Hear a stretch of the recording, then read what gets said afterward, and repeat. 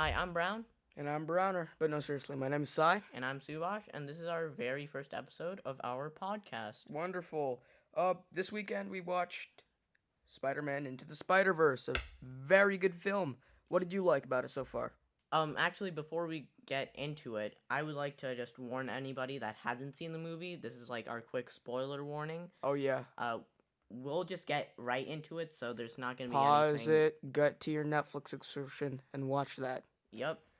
Okay, so I actually have a lot written down, so if you want, you can start off.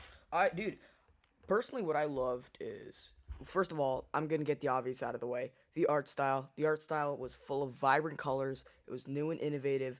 It was cartoony, but not like Fortnite. It wasn't disgusting. Yeah. And the detail was amazing. Like if you notice the comic style, um, it was really innovative. Yeah, it really was. So what I really liked about the art style is that although it was vibrant and it like packed a punch, it wasn't like so vibrant you wanted to like you were just seeing flowers or whatever. It wasn't like that one failed TV show on Cartoon Network. Not the regular show, but like uh the random, I am completely not too random sure one with about that. whatever. It belonged to an Adult Swim, but whatever. It wasn't an acid trip, but it provided some good contrast. Yeah. Yeah. So we'll get right into the story then. Okay, fine. About the plot, I really love the relationship between Miles and his uncle Aaron. The reveal was good too, with him being Prowler. Yeah. I liked how Miles actually found out Aaron was a prowler. Miles was able to. I'm not too sure if then he was able to. No, he didn't control his invisibility. He just became invisible and he found out his I uncle think it was was the like prowler. stress related, but yeah, I feel like think about that with your young kid. You're really figuring your stuff out. You just got this really cool powerful power that you can't really control right now, and you're being hunted by this purple figure, and you notice that no, you don't notice, but like you come to figure out that that person that you've entrusted to, the person that really only understands you, the person that you could come to with certain things, like even he even wanted to talk to Uncle Aaron in the beginning when he was still figuring out his powers. Yeah, But like that person who was really dear to him turned out to be the one stalking him and wishing to harm him. yeah. So, do you have your notes in like chronological order for the movie? Oh yeah. Yeah. Okay, so let's start with the beginning then. Okay. So I sort of have it in the format of Joseph Campbell's hero's like journey or like his monomyth. All right. So I have like his everyday world. It's really separated into three different acts: the call to action, the initiation, or like the challenges, the and then the return. Mhm. So I have it in more of a complex setup. Okay. Um, so that's why I said I might share second, but I'll like interject if I have something Alright. related to you. So off the beginning, what did you like about what was established in the first beginning scenes? So I liked how they set up his character. So Miles draws things on like the "My Name Is" stickers, Oh yeah. and he doesn't I do the actually. same, by the way. Yeah. But if you're listening and you know where we are, you might see some of my works. But don't tell anyone.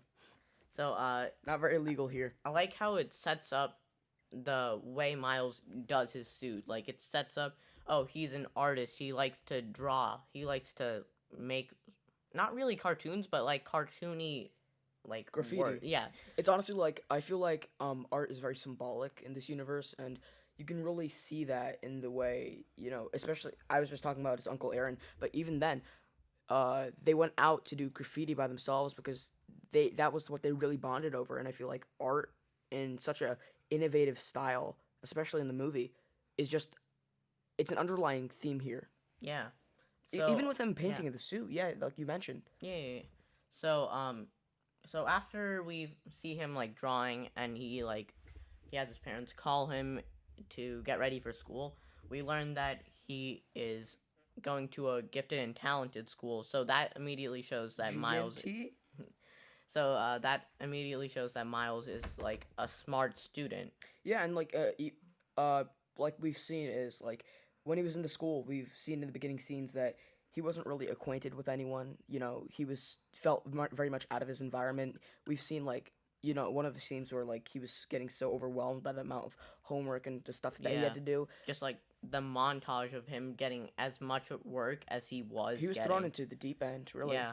And it was really it was a showing. It was showing because later when he took the test in what was it, like philosophy or something, I don't know. He took some test and he got every single question wrong, Yeah, but yeah. on purpose. Yeah, And so what I had written here was to like flunk out, that is. yeah, he wanted to flunk out. he doesn't like his school, and something that was in the movie that showed it, like you said, was that he tried to flunk out by purposely getting a 0, but ends up having to write like I wasn't too sure what it was. An but, essay about yeah, yourself, like yeah. explaining yourself. Yeah, I really like found the teacher, the connection to that was pretty smart, and like, the only way he must have failed was if he knew the right answers. Not if he was actually dumb. Yeah, I like that connection. I wish our teachers were like that, man. Yeah.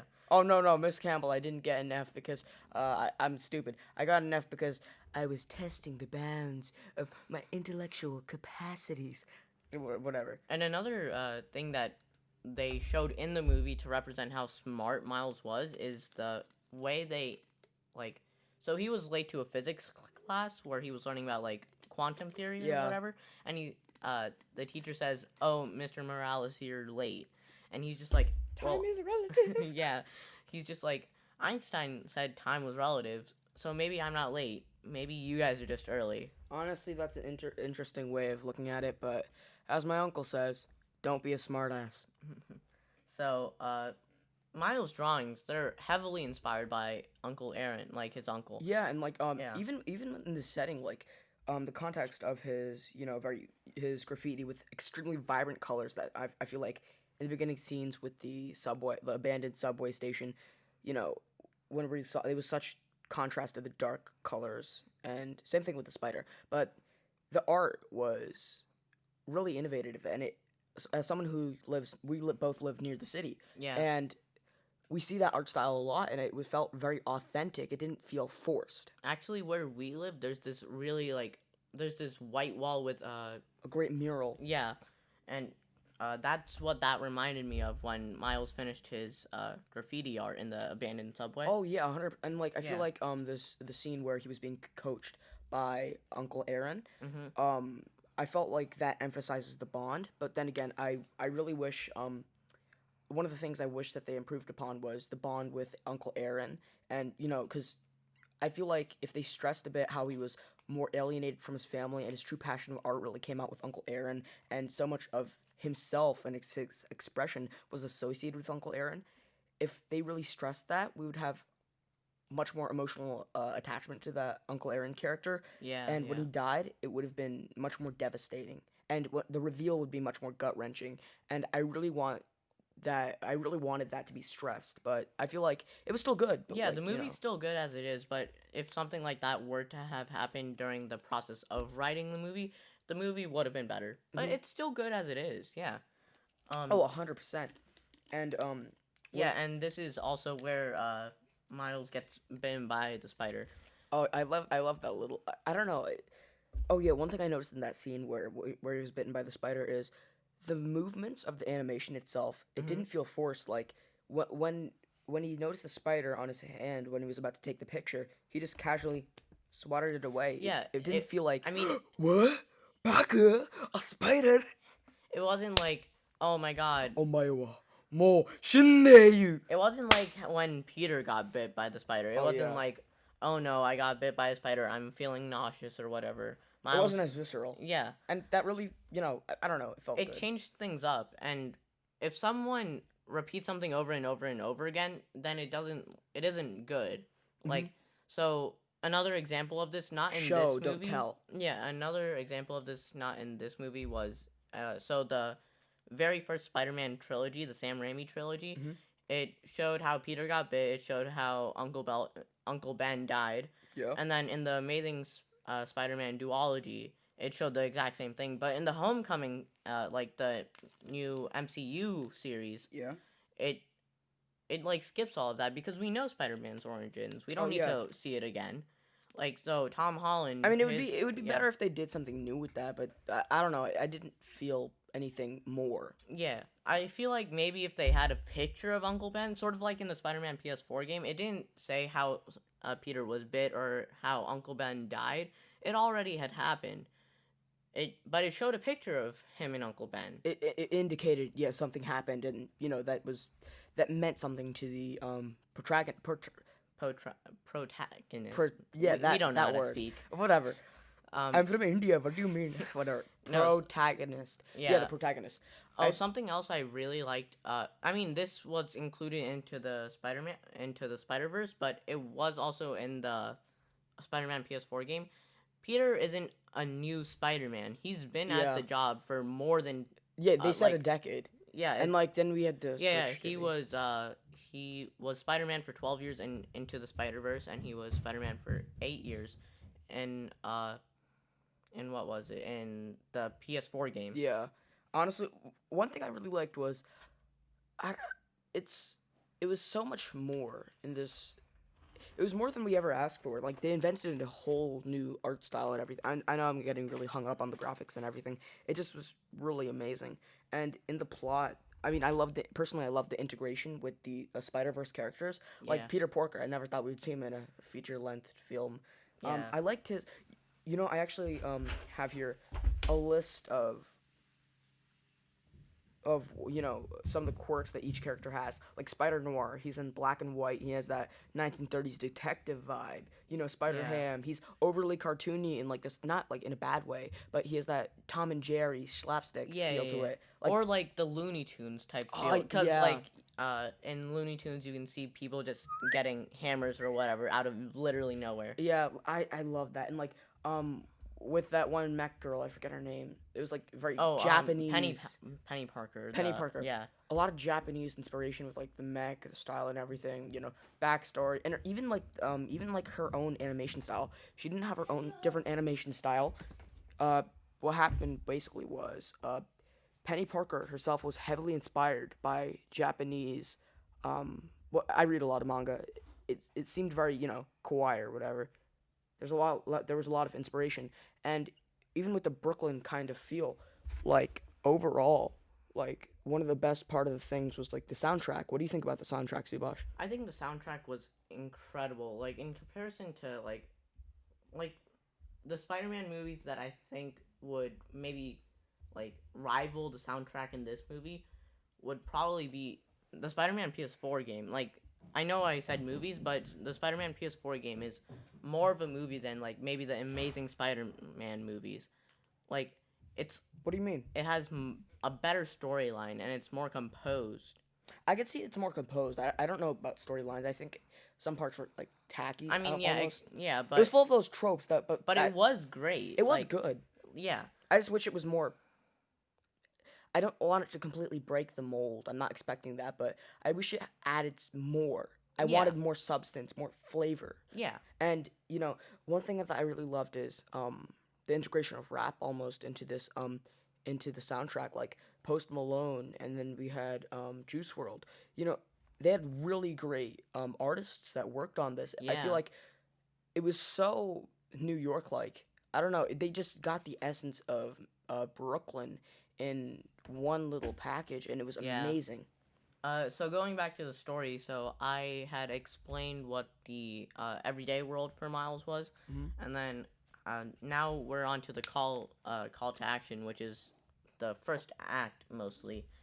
So Miles, after realizing that his hand sticks to things without him wanting to stick to those, like I love and he's that able scene. to. And something I found incredible was like. That was great. But when Miles realizes he's just like Spider-Man, when he gets to his dorm room, he takes the true Tales of Spider-Man, which is basically just the first comic that Spider-Man appeared in. Yeah, no, I think that was I think it was the first one. No, but it's the true. Tencent. Yeah, it's like true though. Yeah. And then while Miles is like flipping through the pages, not flipping, but like ripping through them because his hands are still sticking to it, he's saying exactly what what Peter Parker did. It was just I don't know, it was just so creative to see that. And I also really loved how in the scenes like with Gwanda, no, Gwen, Yeah. Spider Gwen. In the scenes with Spider Gwen, like when her hair was sticking to his hands for no reason, and like, some reason, but whatever. When his hands were sticking to her hair, and like she was just coaching him through it. Hey, relax, let go. And then later, we saw her as even an intern Yeah. in the Amertech or whatever it was. Yeah, yeah, yeah. The Oh, technological. I have it somewhere thing. here. That was really cool. I'll let you know what it is. Keep talking. Also, I really loved when he was like, why are my thoughts so loud? And he could hear everything really well, and he was like, stop sticking, stop sticking. And when he got to his door, when he got to, I think, the nurse's office, and when he inadvertently turned on Yeah, yeah. the computer, and it was like uh, some Jingle Bell song or Oh, whatever. that was in the security guard. Yeah, security thing. guard thing. Sorry. Yeah. He stop sticking, and he was like going all over the walls with things sticking to his hands. And then, as soon as he tripped out the window, keep sticking, keep sticking. I feel like it was almost like a metamorphosis, because we seen so much happen to him. He got embarrassed at school, and like that's really bad, as Yeah. we can tell. But he got embarrassed at school and company, everything. the company that was in the movie that you were trying to think of, it's Alchemax. Alchemax, not Amertech. Yeah, That's yeah. from something else. So going to the call to action. So Miles realizes that he's just like Spider-Man, of course, by like the comic saying exactly what he was thinking or whatever he was saying. And then later on, when he's in the subway, like where he goes to see the spider, I'm not too sure on how it happened.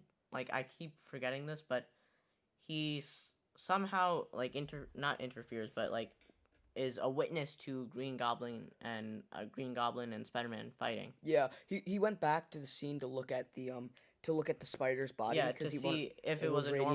Yeah. radioactive or whatever.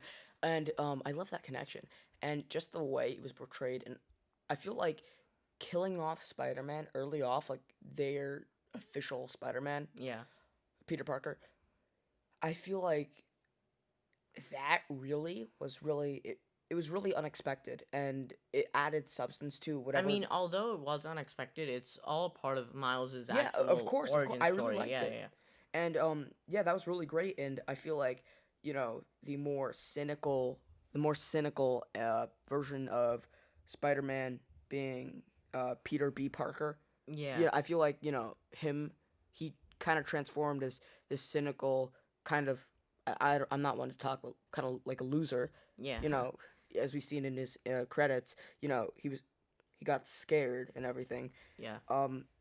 Yeah, him being quote unquote a loser, and him transforming into someone that actually makes a difference. He mentors Peter, like in the scene where the assault on Alchemax, like he mentors Peter to swing from web to web, and it's amazing. I feel like maybe the Spider-Man of their universe might have done it better, but yeah, he was still a good like substitute. He was a leading teacher. force. Yeah. Yeah, I mean, it was really great, and so like, he would have done it better. He would have. I don't know. I feel like if we had regular like, Peter Parker, not Peter B. Parker, but regular Peter Parker, mentor, the blonde one, yeah. mentor Miles Morales. I feel like they would have had a good relationship and everything. It would have been kind of bland because everything would be over so quickly if he didn't die. Yeah. So I feel like, after continue. But no, like, I feel like it really adds substance that we had, him die. It was tragic and everything. We've seen everyone waver in support for the Parker family.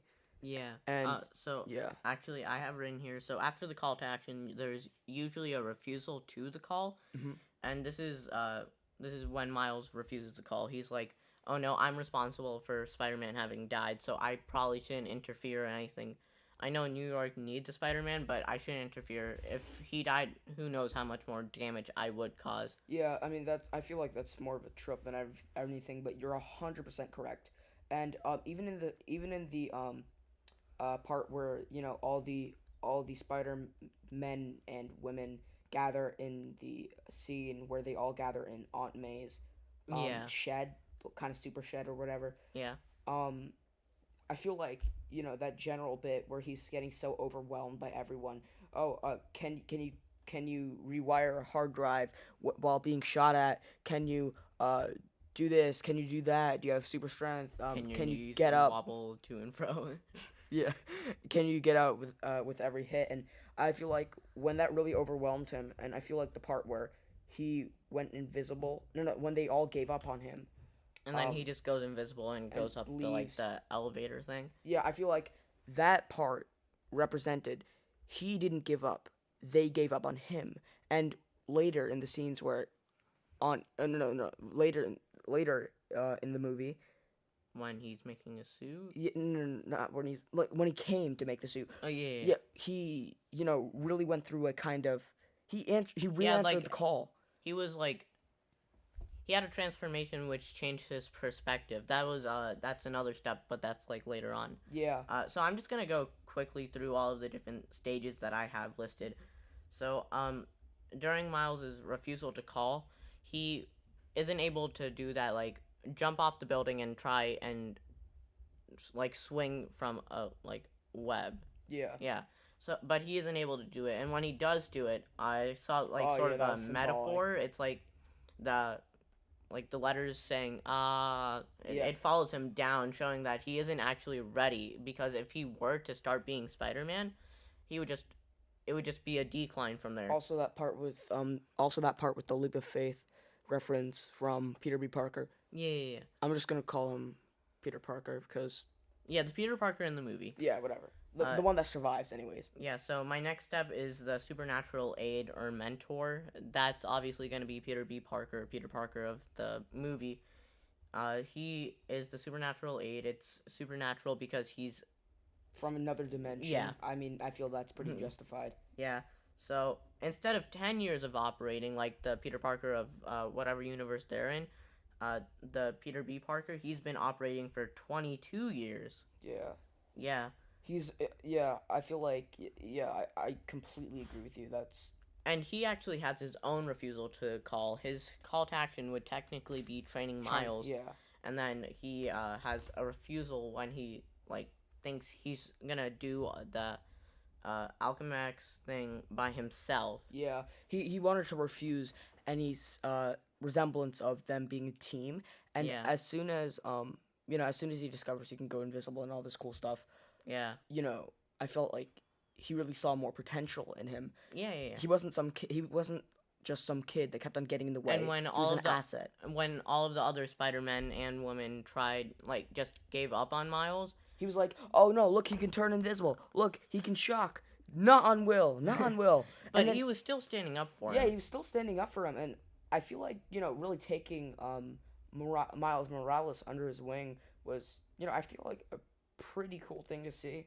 Yeah, so Alchemax, that's the first threshold that they have to like go through. Mm-hmm. It's guarded by Kingpin's men. They're trying to work on their the super collider. Yeah. Oh yeah. I really didn't understand in that scene was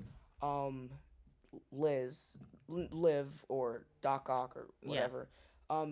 I don't understand why she originally told Kingpin that it would cause a black hole under Brooklyn. Even though if that was true, she sounded genuinely concerned, and like later it is revealed that she's like pretty big villain. I don't know why they had such a shift in character so quickly. It's like, even if it's short, I don't understand why they had such a quick shift when nothing really changed for the character herself. I know, like, so in some TV shows, I've actually seen this.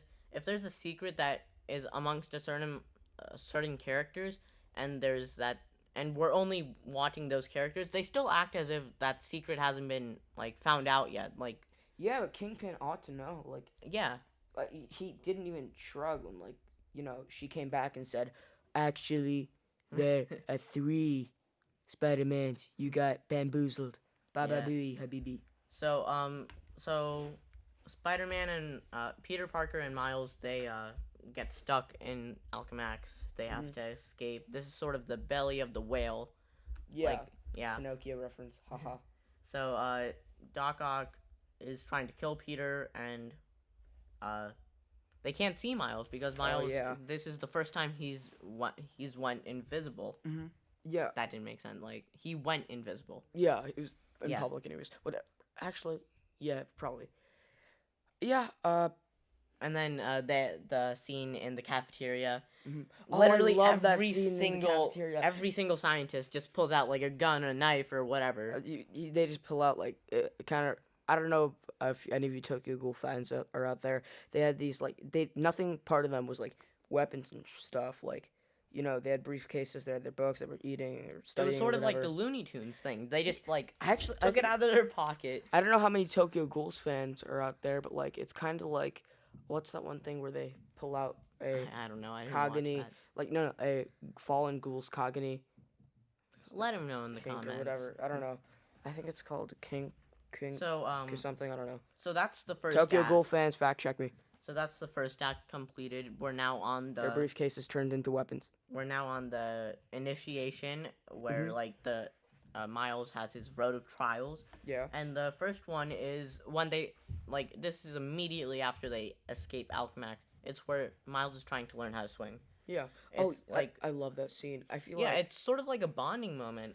Cause like literally the life of Miles, it is in the hands of Peter B. Parker, and the part where they were both holding the PC or the PC and swinging from tree to tree, that really showed some character change. He wasn't some kid that was a hindrance anymore. He was part of the team. Yeah. And I love like even after that, when Gwen joined in, I just loved the part where they linked up with the other Spider-Man and women in the going to that shed. So during the initiation, you have all of the different helpers that arrive. So I had them listed down as such. You have Gwen, who appears early on in the movie, and then you realize that she's Spider Gwen or Spider Woman or whatever. Gwanda, South African. Yes. And then here's what I wrote down: Nicolas Cage Spider-Man, because Spider-Man Noir is voiced by Nicolas Cage. Okay. I'm just call him Spider Noir. You have Spider Pig. Spider Ham, Peter Porker. No, Get it Spider, right. Spider Pig is a Simpsons reference. Oh yeah. Spider Pig. Spider Pig. Yeah. Oh And then you have the anime girl. Yeah. Carry on. I'm a big fan of anime. I don't want you to insult anything here. No. I mean, I guess it would be called American anime, kind of like Avatar: The Last Airbender. Yeah. It's not really Japanese, but And then again, and then you obviously have Peter B. Parker. Peter B. Parker. Yeah. I just feel like their roles, Spider-Ham, kind of like comic relief, Mech Girl, kind of a more I feel like she was really intense, but like comedically intense. Comedically intense, yeah, because can you be ruthless? I love that scene. But Gwen, she was kind of she was a nice contrast to what's his name? Peter B. Parker's, more not cynical, but more I mean, I don't know if depressed is the right word. Not depressed, but he had a more cynical outlook before, he noticed that he so just stay out of my way, kid. And then after the base of operations, where Spider-Man, Peter Parker had his base of operations, Miles goes to his dorm room. Yeah. And then all of the Spider-Man and woman go into his apartment and try to make amends with him. Yeah. And then Peter B. Parker just webs him up, and then he says that he's gonna stay while he sends all of the other Spider-Man and woman home. Yeah, I feel like... Sorry, Spider-Man, woman, and pig. Yes. Yeah, don't be a bigot, Subhash. And then, so after that, after Miles gets webbed up, you have the scene with him and his dad. Yeah, I love that scene. And this is another step in the process of the monomyth. Yeah. It's where you make amends with a parental figure, and this being Miles' dad. I mean, obviously, he doesn't get to make amends with his uncle, but if he did, that would have been another substitute for this scene. But I feel like this scene was great. I feel like the roof scene where he puts the mask back Uncle on. Aaron like when he where puts the mask back on and backs up and holds his hands up, and where he gets shot, again, I wish there was more of an established connection between Aaron and Miles, but whatever. yeah When he gets shot, actually I feel like yeah when the cause, Uncle Ben scene. no, I feel like when I he mean puts this the is mask back on yeah instead of contemplating dropping him off, I felt like that was almost like a mutual understanding of what each other were, and like what their role was. And hmm I feel like even Uncle Aaron defying this, like he was supposed to be the enforcer of yeah Kingpin, and he was a what we see was he was a damn good one at that. yeah but so But he broke what he was supposed to be. He broke what character he was yeah. supposed to be for his nephew's life, and that was powerful. And right before this, during the scene with Miles and his dad, the conversation that is, I mean, it's sort of a one-sided conversation because only his Yeah, dad's able to speak. So that conversation is like the transformation that Miles has, sort of. I mean, there's another transformation later on, but Miles is able to control his powers because he realizes that his dad does what he does because his dad loves him. yeah. Like, It's like he when he his dad wanted to he immediately put an APB on the new yeah, Spider-Man, and when his dad was like, "Hey, buddy, I got some news for you. Uncle Aaron, he got bipped," or yeah, whatever you want to use. yeah, I feel like in that scene itself, we really, you know, I wish it would have expanded the bond between his dad and Miles, even though he was webbed up and everything. I wish that his dad had more screen time and everything, because I feel like the Uncle Aaron, he was more relaxed, yeah. he was more willing to break rules, because graffiti and everything. Even though I don't really consider that bad, but whatever. Um, I feel like that was a nice contrast, but anything. But I wish the dad and I wish family in general was more established. Yeah, and then you have the scene after Uncle Aaron dies. Miles goes back to his dorm room. I'm pretty sure, Yeah. and then you have all of the Spider-Man come there, but it's contrast. It's compared to the Oh previous yeah. scene. Penny Parker lost his dad. Peter Parker. We don't really know who he I lost. don't remember, but they all say who they lost, and then Peter Parker actually says I think this is quoted. My uncle Benjamin. My The uncle har- Ben. the hardest thing about My best friend. the hardest thing about this job is that you can't always save everybody. Oh yeah, I Yeah, love that sentiment. It's like you can't save them all. yeah. They are So not yours to be saved. and then Your people against mine, that's Slayer. like the Turn that's back from your unholy crusade. That's a Doom Eternal reference. yeah. So that's right before Miles has Usurper his false transformation. Yeah. That's what causes Miles to have his transformation.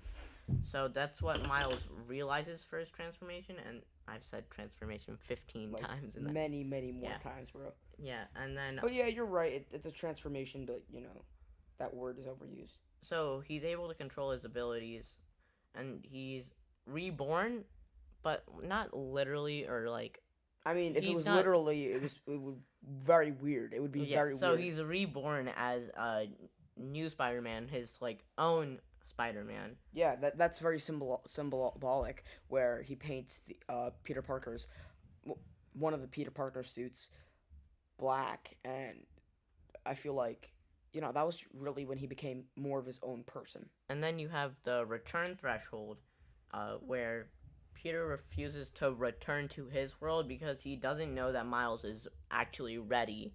Like he doesn't realize that Miles is ready to sorry, what's the word?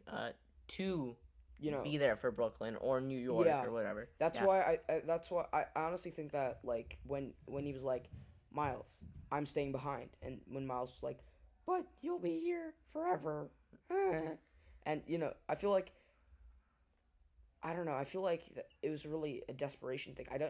I didn't think that Peter B. Parker didn't believe in Miles. I just think that he was concerned for Miles. He didn't think he was ready. He didn't want him to be hurt. Yeah, and then so after all of the Spider-Man leave, except for Peter B. Parker, uh, Peter B. Parker says that he can't let Spider-Man die.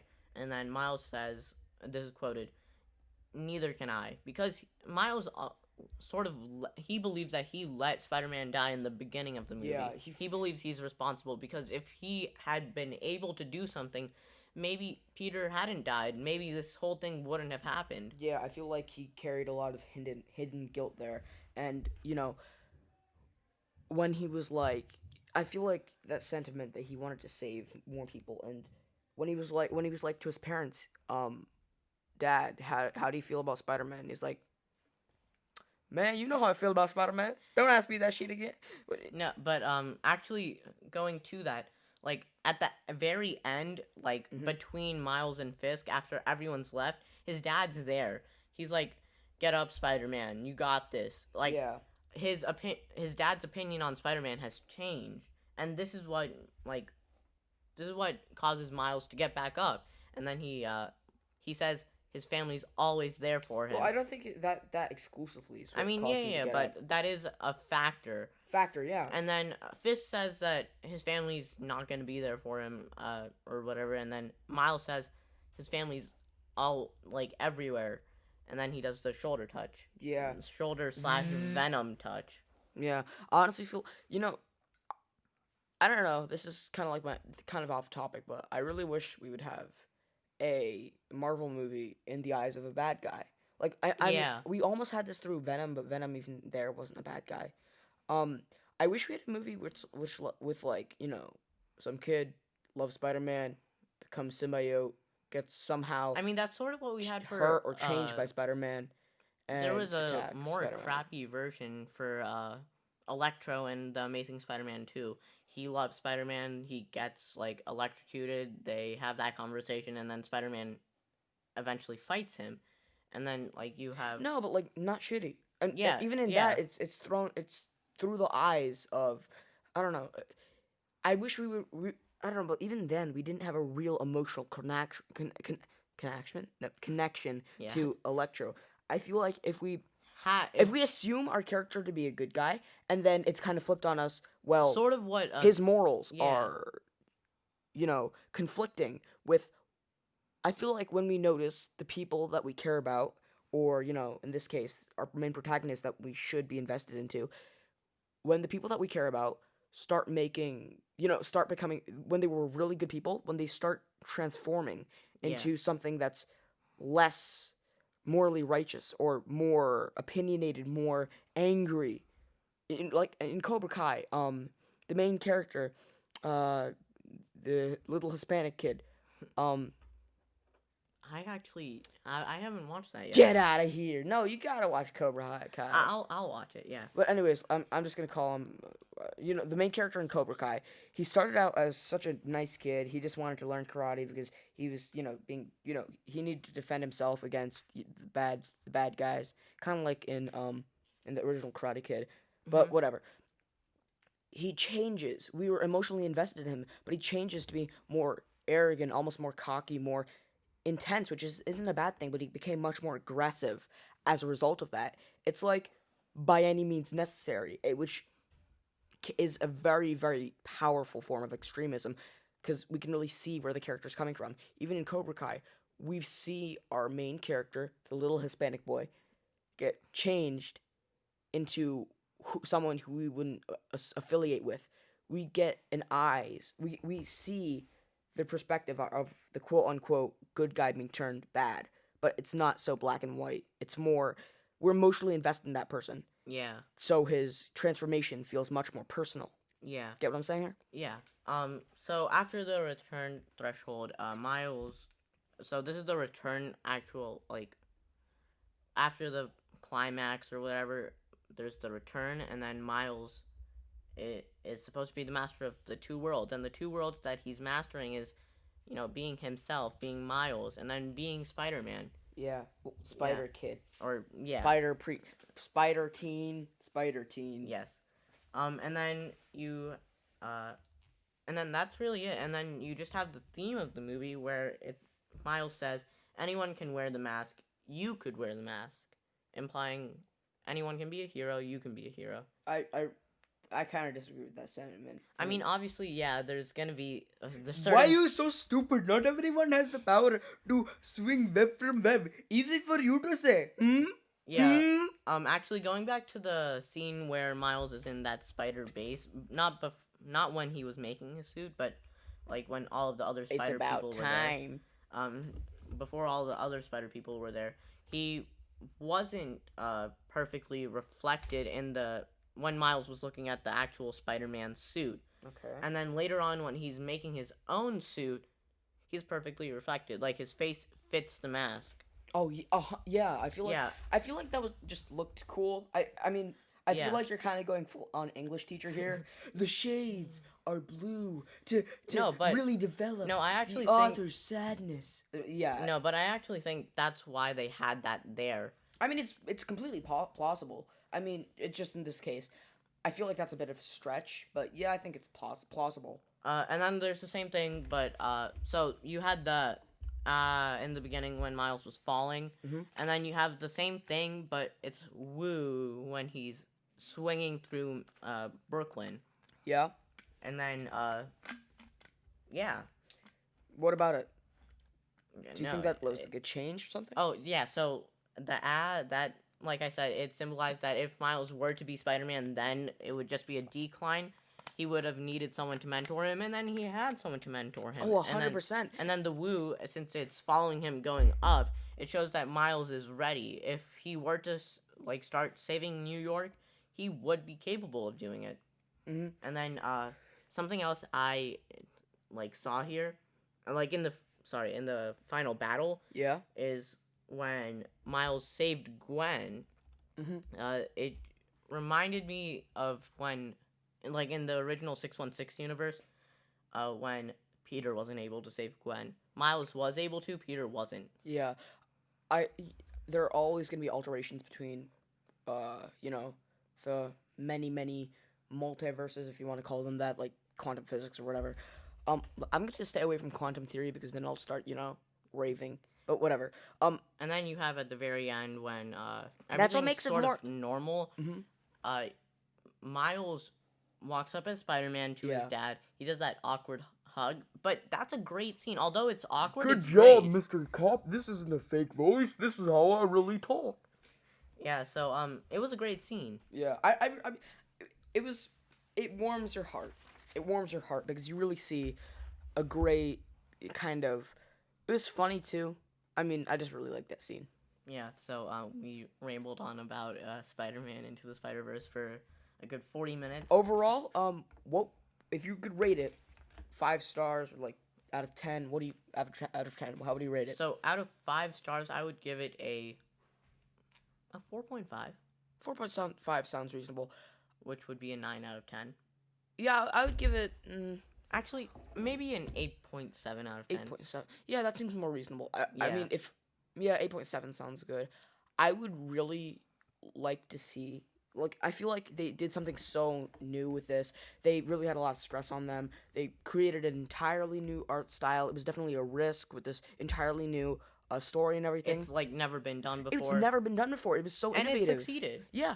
I feel like just for that, it should get above an 8. But if it would get a perfect 10 out of 10 if they stressed some of the things like family, the relationship with Uncle Aaron. I feel like maybe if there was more loss between like him and his mom, like his mom was like barely a character. She was like in 12 seconds maybe. Nah, like a minute. A minute. Yeah, but she wasn't there in that much of the movie. If she was, then that would have been great. Yeah. So also, I feel like it would make it an 11 out of 10 if Spider-Gwen made a Gwenpool reference. Gwenpool's dope. It's based. But yeah, anyways, that's...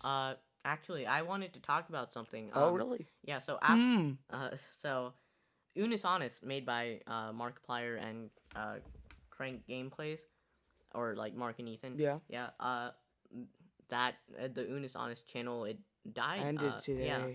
Yeah. A moment of silence. For us, it was... A moment of silence. Okay. So, it ended...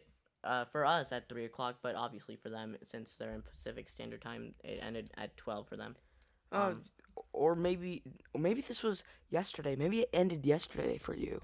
no, I didn't. Okay, yeah, but, like still it ended today. Yeah, so What it we know is today. What day is it? Saturday, November 14th. Yeah. yeah, so so I actually was kind of sad that it was ending, but All then good things must end. Nothing is eternal. yeah, but so there was this And if they anything were was eternal, looking it wouldn't be worth getting invested they were into. looking at some fan art. I'm not too sure like what the exact words were, but it said like along the lines of we're born, we die, and we make the most of the in between. Yeah, I feel like the point that Unus Annus wasn't eternal was really great. I feel like we should discuss the entire trilogy and the entire saga of Unus Annus. It's not a trilogy because there are Whatever, 369 videos. whatever. If we should talk about the saga later, but anyways, we've been rambling for 45 minutes. Wow. Yeah, I'm actually gonna start. Ah. I'm gonna read the bio of Unus Annus as we end here. What would you do if you only had a year left to live? Would you squander the time you were given, or would you make every second count? Welcome to Unus Annus. I mean, obviously, we're not Unus Annus, but Yeah. Welcome to what is known as Unus Annus. in exactly 365 days, this channel will not die, not our channel. I'm actually going to skip this paragraph because none of that will be applied to us. Um, and then we'll have, I'll just leave you off on Memento Mori, Unus Annus, which roughly translates to, from Latin to English, remember you must die, 1 year. Thank you. This has been the Science Subhash podcast. This was our very first episode. Thank you and goodbye.